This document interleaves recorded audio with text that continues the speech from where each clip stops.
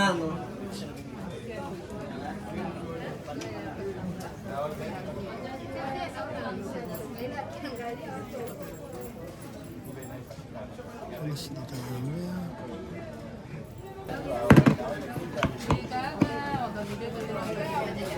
Sasa naomba kuskani.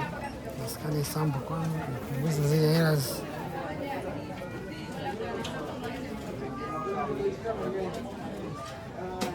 Kwa hiyo inaskani sample kupunguza zile, alafu unaanza kupima sample yenyewe sasa.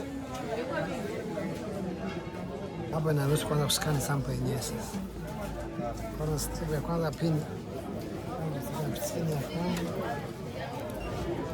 Afya ya udongo katika halmashauri ya Rorya, mkulima lazima azingatie hatua ambazo anaelekezwa na afisa ugani.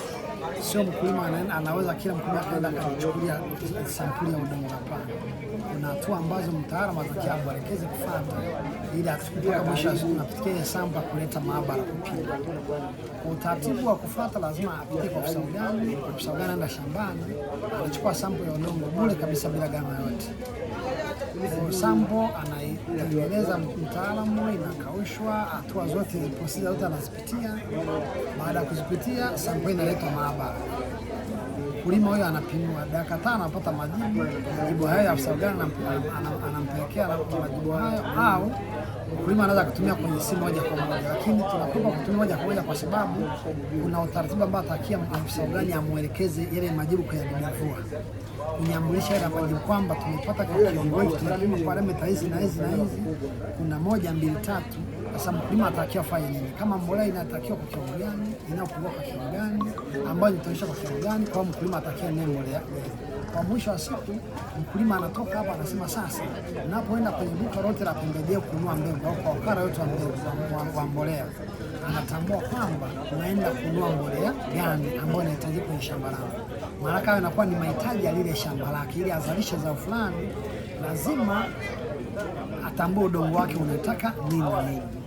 Lakini pia baada ya kupima sampuli inaweza pia ikatuonyesha na mazao mengine ambayo anaweza akazalisha katika shamba lake. Kwa kufanya hivyo, mkulima itatupelekea kufikia hatua ya kuzalisha kwa kiwango kizuri na kuwa na mavuno yenye tija.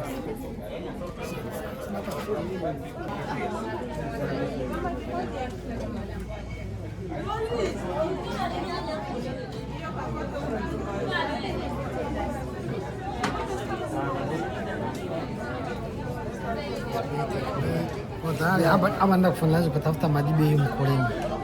Hapa na finalize msijimfuate.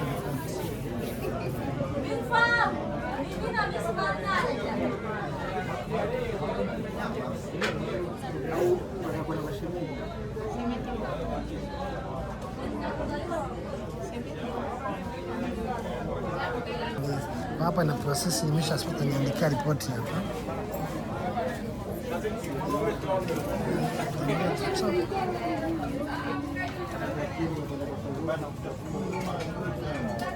Naandikia ripoti tayari kwa nafungua ripoti. Tayari hapa iko. Kwa ndo tayari ya mkulima. Hii ndo ripoti takia nimpe mkulima sasa. Hii ndo ripoti ya majibu yake kwamba shamba lake liko hivi na hivi na hivi.